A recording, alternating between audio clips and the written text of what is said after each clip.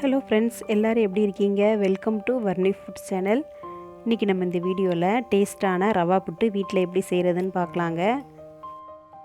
ரவையில் பண்ணுற இந்த புட்டு வந்து ரொம்ப டேஸ்ட்டாக இருக்கும். இந்த வீடியோவை ஸ்கிப் பண்ணாமல் பாருங்கள். இப்போது இந்த புட்டு பண்ணுறதுக்கு நான் வந்து 2 கப் ரவை எடுத்திருக்கேங்க. இந்த 2 கப் ரவையை நான் ஒரு 2 நிமிஷம் நல்லா வறுத்து தான் எடுத்திருக்கேன்.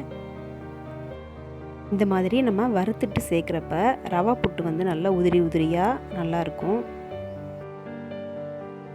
இதில் ஒரு பிஞ்ச் சால்ட் சேர்த்துக்கலாம்.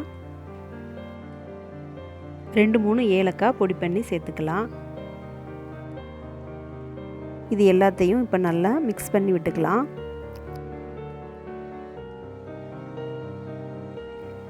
இப்போது புட்டுக்கு நம்ம கொஞ்சமாக இந்த மாதிரி தண்ணி தெளித்து பிசைஞ்சு எடுத்துக்கலாம். நார்மலாக நம்ம அரிசி மாவில் புட்டு எப்படி செய்வோமோ அதே மாதிரி தாங்க, கொஞ்சமாக இந்த மாதிரி தண்ணி தெளித்து விட்டுட்டு பிசைஞ்சு எடுத்துக்கணும். நம்ம ரொம்ப தண்ணி சேர்த்து பிசைஞ்சோன்னா ஒரு மாதிரி கொல கொலன்னு ஆகிடும்.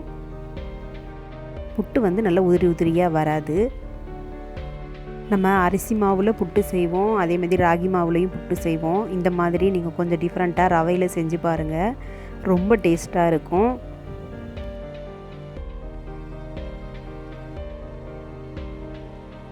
அடுத்து இது கூட இப்போது நான் தேங்காய் துருவல் சேர்க்குறேங்க. 1 கப் தேங்காய் துருவல் சேர்க்குறேன். தேங்காய் துருவல் நம்ம கூட கொஞ்சம் கூட சேர்த்துக்கலாங்க. தேங்காய் துருவல் வந்து நம்ம அதிகமாக சேர்த்தோன்னா நல்லாயிருக்கும் புட்டுக்கு.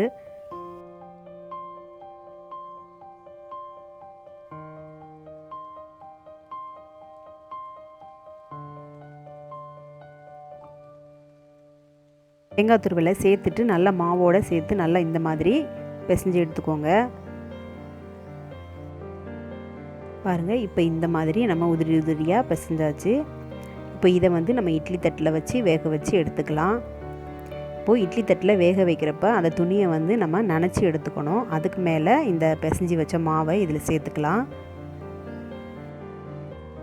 ரொம்ப ஈஸியாக செய்யக்கூடிய டிஃபன் ரெசிபி தாங்க இது.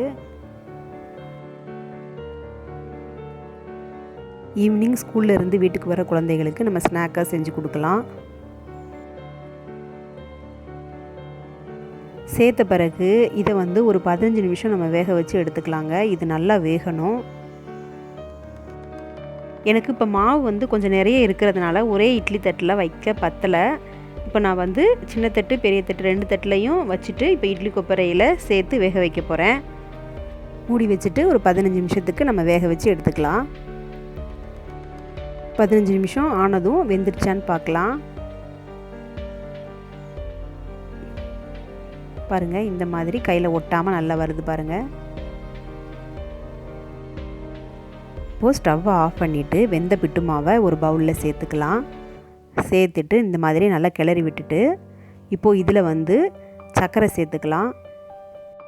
நான் வந்து 2 கப்பு ரவைக்கு வந்து 3/4 கப் சர்க்கரை சேர்க்குறேங்க. இதில் வெல்லம் நாட்டு சர்க்கரை கூட சேர்த்து பண்ணலாம்.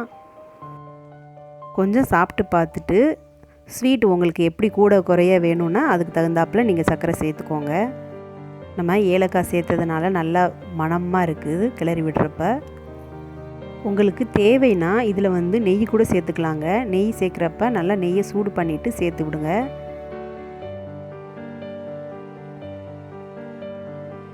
அவ்வளோதான், ரொம்ப ரொம்ப சிம்பிளான ரவை புட்டு ரெடி ஆயிடுச்சு. ஃப்ரெண்ட்ஸ், உங்களுக்கு இந்த வீடியோ பிடிச்சிருந்தால் லைக் பண்ணுங்கள். வர்ணி ஃபுட் சேனலை மறக்காமல் சப்ஸ்கிரைப் பண்ணிக்கோங்க. அடுத்து வேறு வீடியோவில் சந்திக்கலாம். நன்றி, வணக்கம்.